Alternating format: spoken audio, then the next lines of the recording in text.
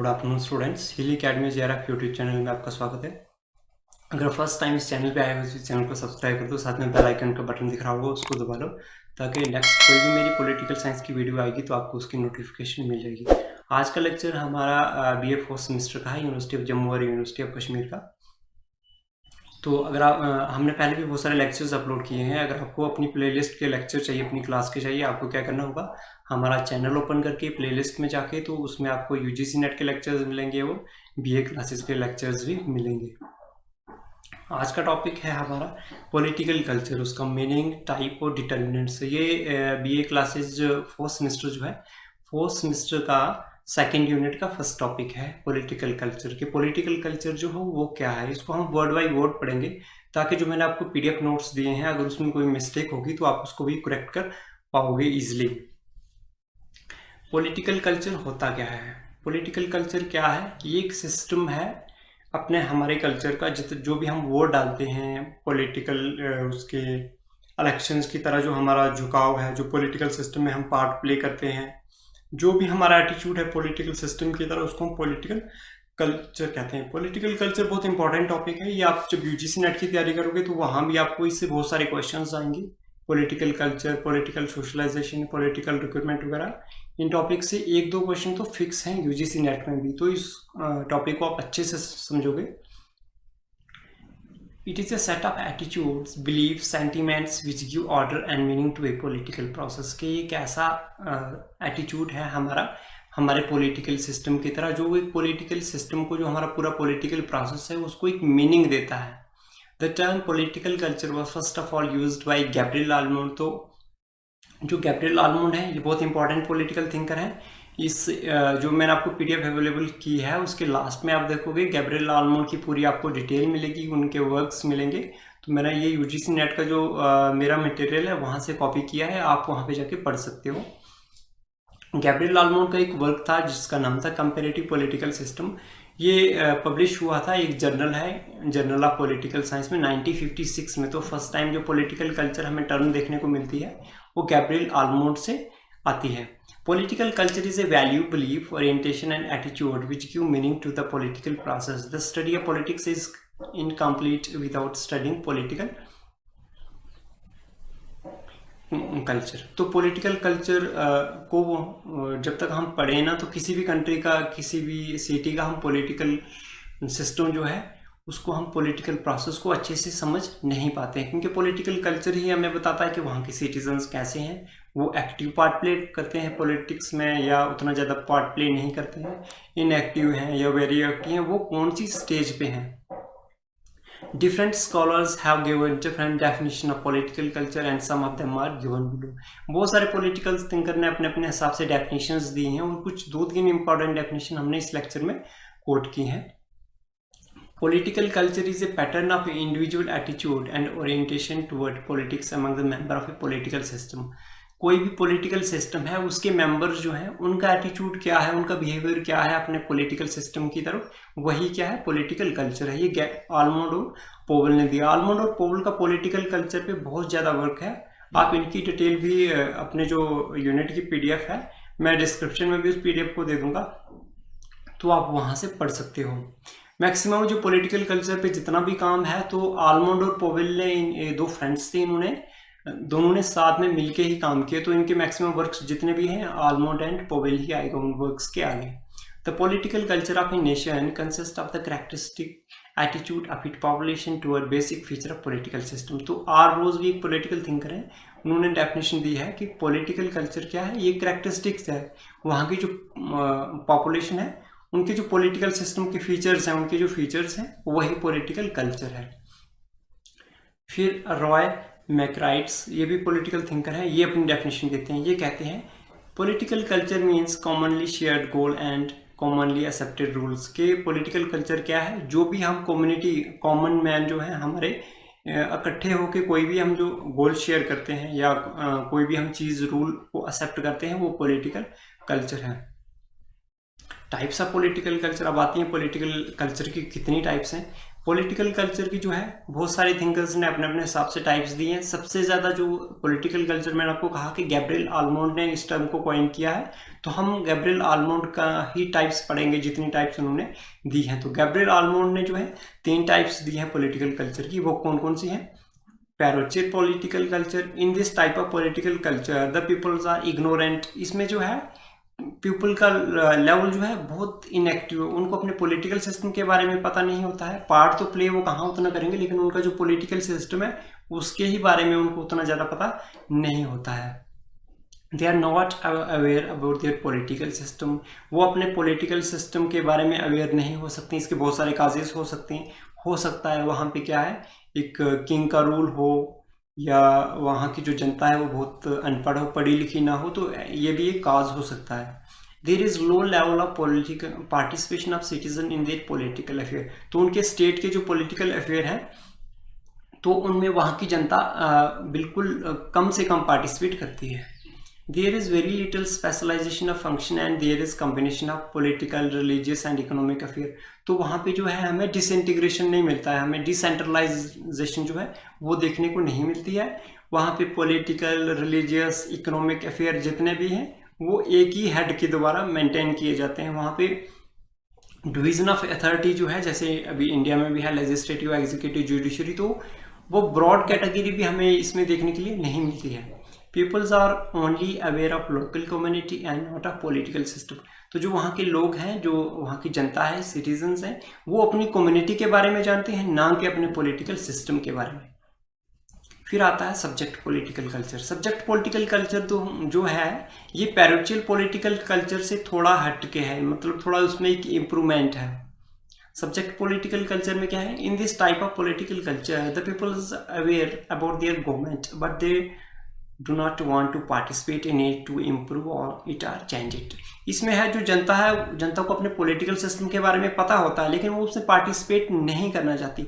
इसके भी बहुत सारे काजेज हो सकते हैं कि हो सकता है गवर्नमेंट उनके लिए उतना कुछ कर नहीं रही है, वो ये हो सकता है, या वहाँ जैसे हिटलर का था जर्मनी में रूल, या कोई इतना क्रूर रूलर है कि लोग डर के मारे भी पार्टिसिपेट नहीं करना चाहते। They accept the system it without positively और नेगेटिवली। वो इस सिस्टम को जो है उनका अपने पॉलिटिकल सिस्टम को मान लेते हैं, उसके खिलाफ नहीं जाते हैं, उसको इम्प्रूव करने की कोशिश नहीं करते, उसको चेंज करने की कोशिश नहीं करते हैं। This system is found in developing countries. ये थोड़ी सी जो डेवलप्ड कंट्रीज हैं उसमें देखने के लिए मिलता है। This system is mainly focused in third world countries. तो ये आज के टाइम में ये सिस्टम जो सब्जेक्ट पॉलिटिकल कल्चर है ये हमें थर्ड वर्ल्ड कंट्रीज में देखने को मिलता है, जिसमें इंडिया हो गया, चाइना हो गया, बाकी कंट्रीज हैं। फिर आता है पार्टिसिपेंट पॉलिटिकल कल्चर। ये सब्जेक्ट पॉलिटिकल कल्चर में एक इम्प्रूवमेंट है। In this type of political culture the individuals are fully aware to their political system.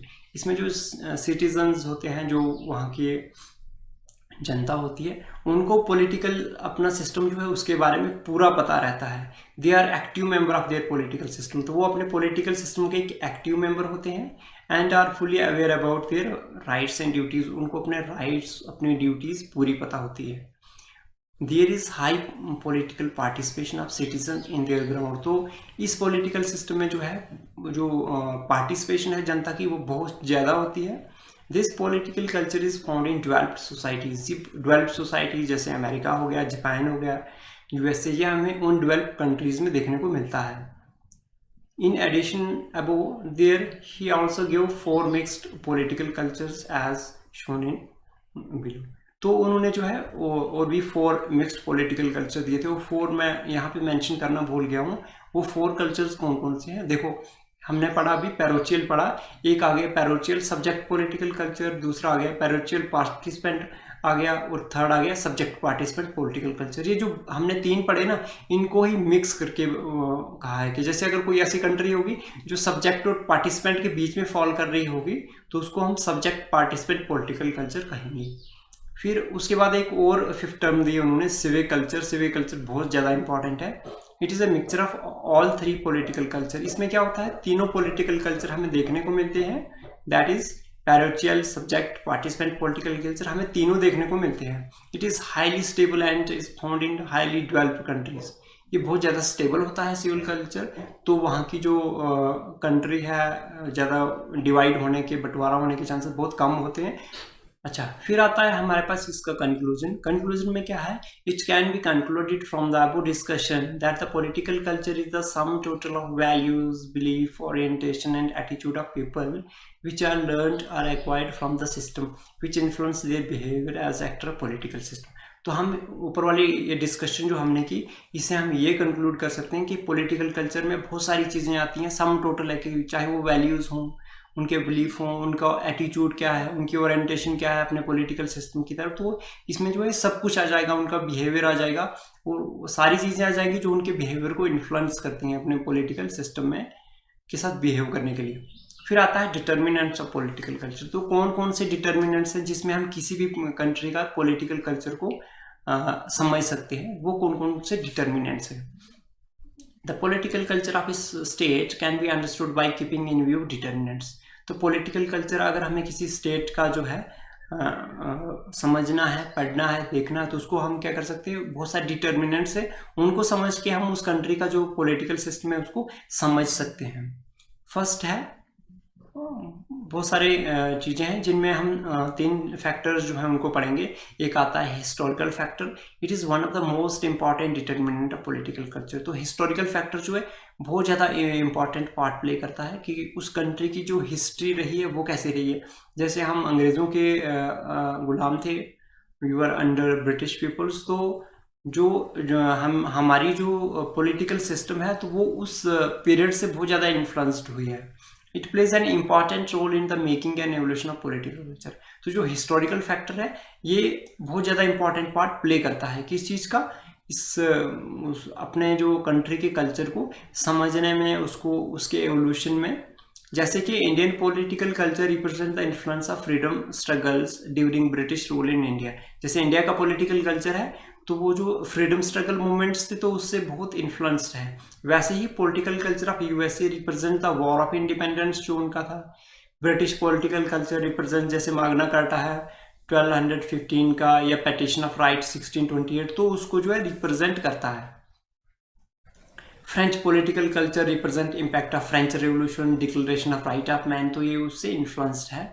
फिर आता है जियोग्राफिकल फैक्टर। तो कंट्री का जो जियोग्राफिकल फैक्टर है, उसकी जियोग्राफी कहाँ है, पूरे जो वर्ल्ड है, वर्ल्ड के हिसाब से उसकी लोकेशन कहाँ है, वो एक लैंडलॉक्ड कंट्री है या वो एक उसके पास एक जो है अच्छा सी एरिया है, तो ये डिपेंड करता है उसकी लोकेशन कैसी है। जियोग्राफिकल फैक्टर में it plays an important role in determining the political culture of a state. ये बहुत इंपॉर्टेंट रोल प्ले करता है किसी भी स्टेट का पॉलिटिकल कल्चर को डिटरमाइन करने में। जैसे कि favourable location has helped Britain to meet successful foreign invasion. तो जितने भी ब्रिटेन पे जितने भी फॉरेन अटैक हुए थे कब्जा करने के लिए, तो उसमें जो ब्रिटिश पीपल्स हैं तो उन्होंने पूरी दुनिया में इसलिए कब्जा किया था क्योंकि जो उनकी लोकेशन थी, उनके पास एक अच्छा सी एरिया था जहाँ से उनके जो समुद्री जहाज हैं वो आ जा सकते थे। Her small size has helped her to continue her tradition. तो उनका जो छोटा सा साइज है ब्रिटेन का जियोग्राफिकल लोकेशन में, जो उनका कंट्री का कम साइज है, उससे उनकी जो हिस्ट्री है, उनका कल्चर जो है वो सेव रहा है। फेवरेबल लोकेशन ऑफ, जैसे यूएसए की लोकेशन ऐसी है कि हिस्ट्री में जितनी भी डिस्टर्बेंसेस हुई थी तो वो ज़्यादा यूरोप में ही हुई थी, लेकिन यूएसए बहुत यूरोप से दूर था, तो सारी डिस्टर्बेंसेस से यूएसए जो है तो वो बच गया। Political continuity and discontinuity, third हमारा क्या है, बी और सी पार्ट है, कंटिन्यूटी और डिसकंटिन्यूटी। सॉरी यहाँ पे थोड़ा सा इसमें प्रॉब्लम आई है कुछ, लेकिन ये सीधा है, पैराग्राफ ही है, मैं पढ़ता जाऊँगा। The continuity and the discontinuity of A political process helps the evolution of a particular political culture and secure the linkages between the past and present. कोई भी कंट्री है उसका जो पॉलिटिकल कल्चर है, चाहे वो कंटिन्यू है या उसमें कोई डिसकंटिन्यूटी आती है, कोई फॉरेन इन्वेडर्स आते हैं, वो अपने कल्चर को वहाँ पे इम्प्लीमेंट करते हैं, तो उसमें जो है उसका कंट्री पे बहुत ज़्यादा असर पड़ता है, वो पास्ट में वो प्रेजेंट को लिंक करने में। जैसे कि in India democracy has been successful continued from her independence in 1947। हम 1947 में आज़ाद हुए हैं, तो हमारी जो डेमोक्रेसी है वहाँ से तब से ही सक्सेसफुल है। लेकिन discontinuity of A political process hinders the development of A political culture. तो अगर उसमें डिसकंटिन्यूटी आती है, जैसे हमारे यहाँ पे थोड़ी सी एक डार्क सर्कल है डेमोक्रेसी पे, जो हमारी इमरजेंसी लगी थी इंदिरा गांधी जी के टाइम, और पाकिस्तान की बात करें तो पूरा ही उनकी डेमोक्रेसी ही ब्लैक है, जो हम कहेंगे कि हमारा इमरजेंसी का एक ब्लैक स्पॉट है, तो वहाँ पे पूरी ही डेमोक्रेसी उनकी ब्लैक है, हर बार जो है उनके तख्ता पलट होता है। ठीक है, फिर आता है social and economic factor. This is D, this is not C, this is D part. It is also an important determinant of particular political culture. तो जो सोशल और इकोनॉमिक फैक्टर हैं ये भी बहुत इंपॉर्टेंट पार्ट प्ले करते हैं। ये developed country has specificity of political function. जो एक डेवलप्ड कंट्री होगी वहाँ पे एक स्पेसिफिक पॉलिटिकल फंक्शन होंगे, जैसे वहाँ पे हमें जो डिसेंट्रलिज्म है, डिसेंट्रलाइज अथॉरिटी है, वो देखने को मिलेगी। यानी जुडिशरी अपना काम करेगी, जो वो है बाकी लेजिस्लेशन वो अपना काम करेगी, एग्जीक्यूटिव सेपरेट अपना काम करेगी। Its peoples are aware and educated and hence participate more. On the other hand, underdeveloped societies, there is specialization of function. तो अगर हम और कंट्रीज को देखें जहाँ की जनता उतनी अवेयर नहीं, अब जो एजुकेटेड कंट्रीज हैं, डेवलप्ड कंट्रीज हैं, strong economies of the world हैं, तो उनके सिटीजन्स बहुत अवेयर हैं, वो पॉलिटिक्स में अच्छे से पार्ट प्ले कर रहे हैं, अपनी गवर्नमेंट को बनाने में एक इम्पॉर्टेंट पार्ट प्ले कर रहे हैं। लेकिन जो कंट्रीज अंडर डेवलप्ड है वहाँ पे ऐसा नहीं है, वहाँ पे अभी भी जो है लोग उतने अच्छे से पार्ट प्ले नहीं कर पा रहे हैं, जिससे उनका पॉलिटिकल कल्चर भी बहुत वीक है। Political system is weak and unstable due to uneducated population. वहाँ के मेजॉरिटी ऑफ द पीपल जो है वो पढ़े लिखे नहीं है, जिसकी वजह से उनका पॉलिटिकल सिस्टम बहुत वीक है। Same is the case of economic condition. तो इकोनॉमिक कंडीशन में भी सेम है कि जो गरीब देश हैं तो उनका पॉलिटिकल सिस्टम उतना स्ट्रांग नहीं है। तो ये हमारा एंड था पीपीटी का। तो आपका बहुत बहुत धन्यवाद। अगर लास्ट तक आपने वीडियो देखी है, इतनी पेशेंस रखी है, तो आप अच्छे से पढ़िएगा, अपने अच्छे से ध्यान रखिएगा। तो अगर आपको कोई भी इस वीडियो में कुछ इंप्रूवमेंट चाहिए, आप कमेंट सेक्शन में लिख सकते हो। जितने बच्चे वीडियो देख रहे हैं प्लीज़ इस वीडियो को लाइक करना, ताकि मेरे को एक आइडिया आ जाए कि कितने बच्चों ने इस वीडियो को देख के पढ़ा है। Thank you.